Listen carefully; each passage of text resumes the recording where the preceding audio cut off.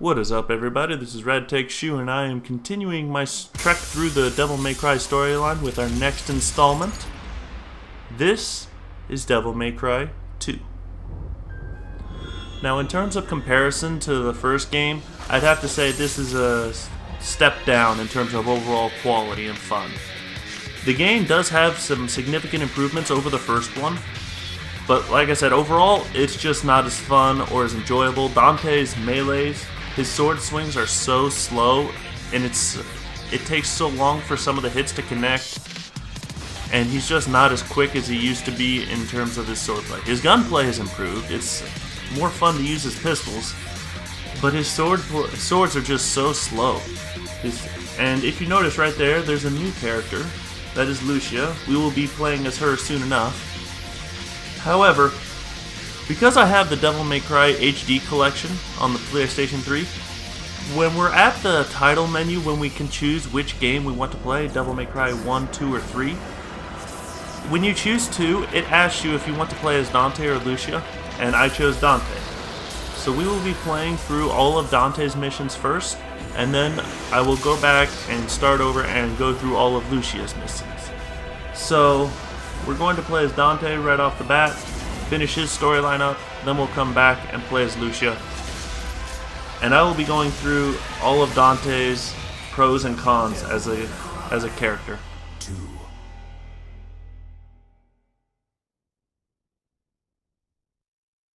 Alright, so we're going to go ahead and start a brand new game right here, right now. And now, here's the opening cutscene of the game.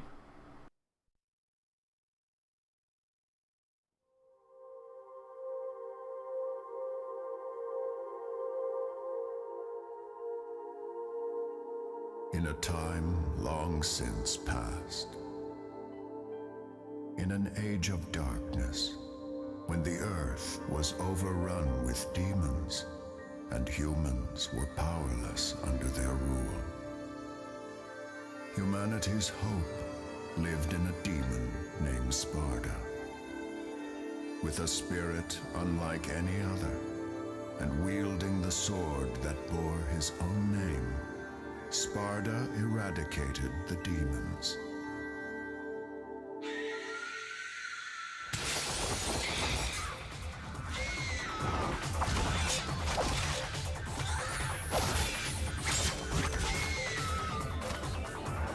And now, the legend of Sparda has been inherited by his son,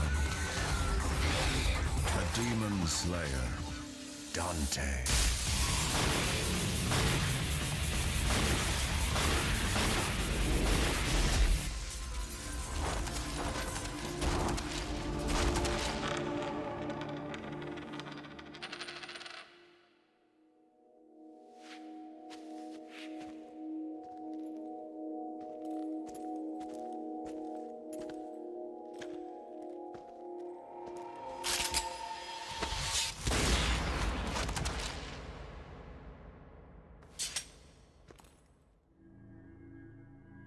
You called?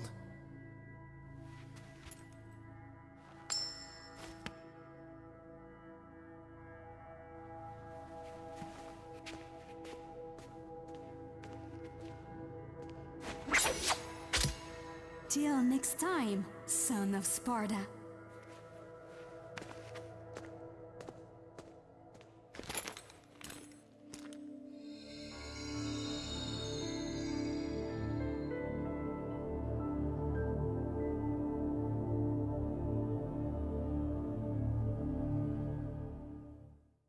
Alright, so right off the bat, we get to start our first mission. Pretty much it's simple. We have to go north until we find the house we're looking for.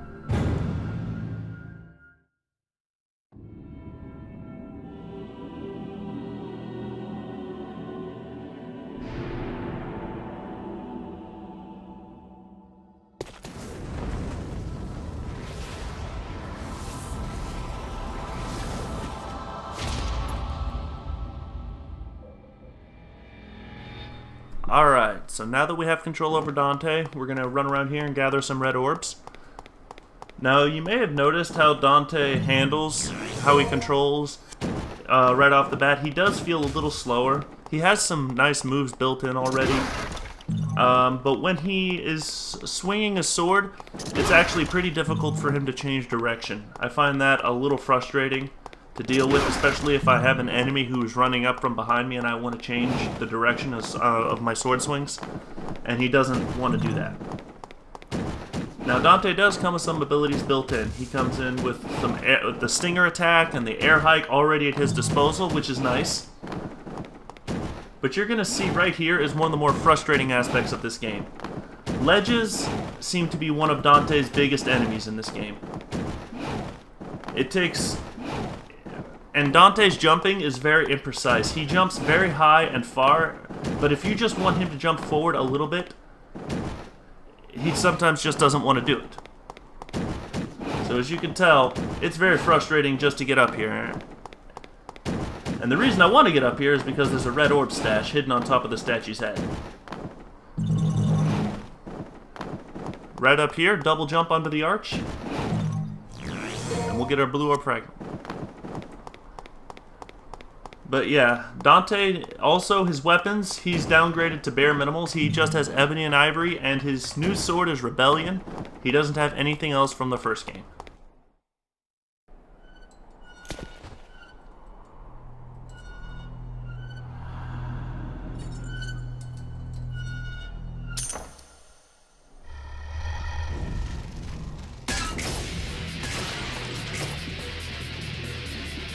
Alright, so here we are with the first enemies of the game. These are Agonophanes. They're pretty simple, just like the marionettes from last game. They kind of just shamble towards you. There are some Agonophanes variants, the ones with the wheels that throw you know, the wheel forward and it comes back and it'll hit you twice. Those guys are annoying, but the rest of them, thus far, they have not been a problem. These standard ones with the big hacksaws or hatchets or whatever the hell they are, the axes, they are no problem at all. Now we're going to run over here, and as soon as we get further up the street, we're going to trigger a new scene with a new enemy.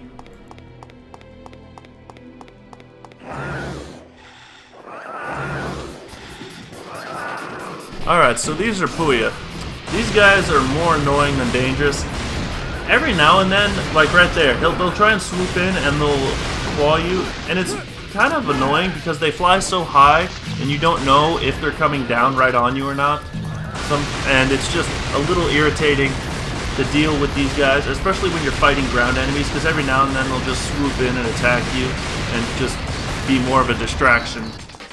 But anyway, once you're done with the Puya, come on over here, interact with the door, and we'll enter our first secret room. Secret rooms operate a little similar to secret missions from the last game. However, when you completed a secret mission from Devil May Cry 1, you got a blue orb fragment. In this game, you are not guaranteed a blue orb fragment when you complete a secret mission. You will get a variety of orbs. You will also, and I believe it's every other secret mission. A secret level. I could be wrong, but I believe every other secret level will have a blue orb fragment in it. So, secret level 4, 2, 4, 6, 8, and so on and so forth. I believe that is the pattern it has in order to obtain blue orb fragments from secret rooms. So once all the Agonophanes are dealt with, we get a green orb, we get a white orb, which refills our devil trigger gauge. We have access to a devil trigger already. We don't have to pick up a new weapon to allow ourselves to have it. Now, in terms of how Dante's combat system works, like I said, not only are his swings slower, but his sword combos have actually been expanded. That he has more sword variations, more combos, and they vary depending upon what direction you're pushing on the analog stick and the timing of your buttons. So you can actually do quite a nice variety of combos with the sword. So that is one improvement I do like. Anyway, head in through this door and we'll head to secret room number 2. These are Ensira. Ensira are smoldering ash monkeys is the best way I could describe it. They're not too tough. Matter of fact, they're not even all that tough at all. They're more annoying than dangerous. They'll just run up to you, and if you don't do anything to him after he stands there for a few seconds, he'll then try and slash at you. But for the most part, as you can see, they don't rush me all that much. They'll run right up to me and then kind of stand right next to me. Just let me, and give me more than enough time to deal with them. So as you can see, if you notice my combos, I'm actually using High Time and Stinger quite a bit. Because I've noticed those power hits, or combo starters, because I use High Time to start my combos, and Stinger I use to finish. But those two are very good at increasing the battle ranking from D to C to A, B, A, and S. So, like I said, the more enemies you kill while you have Showtime on the screen, the more red orbs you'll get from them when you beat them. So, if you notice, like I said, I just keep doing High Time and Stinger. And between attacks, I use my pistols to try and keep my combo alive. But for the most part, it's not that hard to actually get up to a Showtime. It really isn't. Maintaining it can be kind of hard because it seems like the rating will go away very fast if you're not constantly attacking someone. If you use roll, if you evade using roll, that can actually keep it alive. Otherwise, you can just keep shooting, keep doing what I do. Right there, I tried to do an aerial melee combo just for fun and I missed. But yeah, even on Dante's Stinger attack, if you notice, it's very slow compared to the first one, to the first game's Stinger attack. And that's just one thing I just can't get over. I really don't like how slow Dante is with his attacks.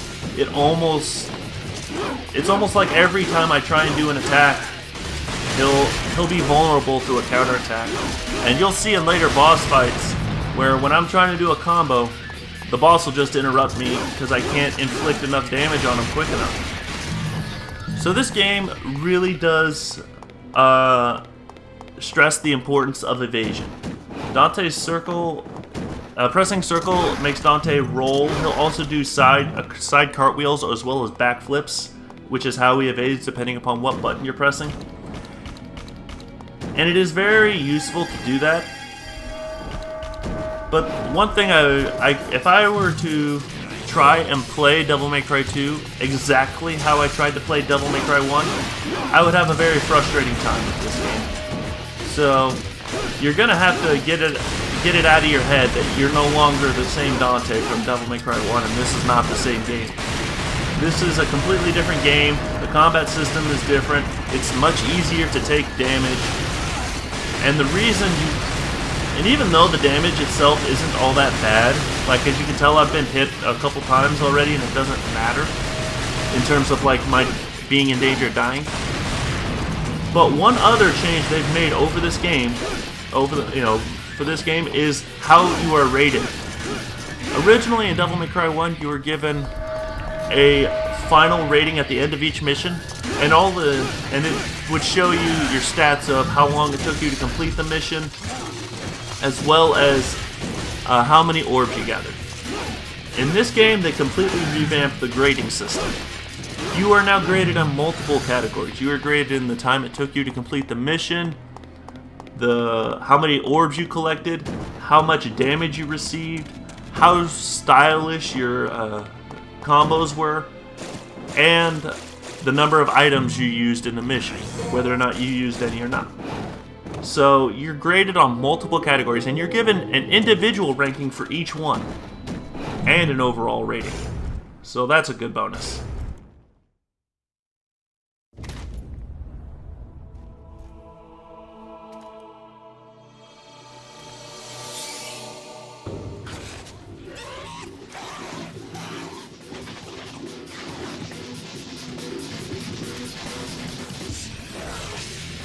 Alright, now that all these Emsira have been formally introduced, it's time to lay waste to them. There's actually quite a lot here. I don't know exactly how many, but there's quite a bit. But even still, they're not dangerous. They, like I said, occasionally they'll get a hit in on you, and there'll be some variants later that can like breathe fire and stuff like that, if I'm not mistaken. Or they can poison you. But for the most part, all the regular M-Zeros, you know, these kind of guys, the original, these are not dangerous. They're pretty much just a bunch of pushovers is all they are. So as you can see, I just keep going. I keep using my gun to try and keep my combo alive so that I can just keep getting up to S rank, to showtime a little bit sooner and easier.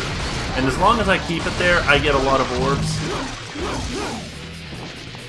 So right here, I thought I was done with them, but then I realized that there's another M-Zero. And there's actually, if you notice on the left hand, the lower left part of the screen, there's a health bar, an enemy health bar, which lets you know the enemy that you're locked onto, the enemy that you're going to be fighting, as well as how much health they have left. So that's one of the improvements I do appreciate. I think that's a nice improvement. It's smart. It lets me know who I'm fighting and how much health they have left, so I can know who I want to prioritize. So, like I said, that's convenient.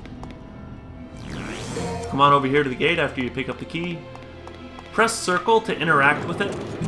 Circle is to roll as well as to wall run and to interact with items. Now we're here, we're in the second part of town. So you can run along the streets, but I'm gonna take the high road. I'm gonna run along rooftops because there are enemies that you'll encounter on the streets, but you don't really need to fight them. You could just bypass them. I don't need to work on my orbs. I got more than enough orbs for this mission, so I'm gonna just go ahead, run down the street, and end the mission.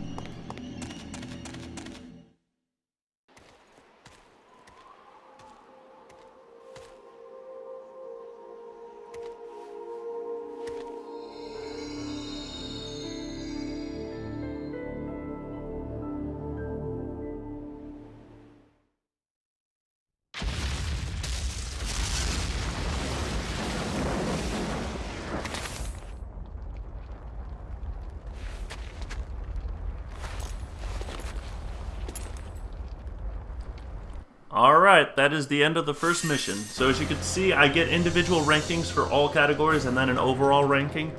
So that is a definite improvement over the last game. So it lets me know if I did bad overall, if I got like a C or a D, it lets me know what I need to improve on. So we're going to go ahead and save our game. And then I will see you all in the next mission.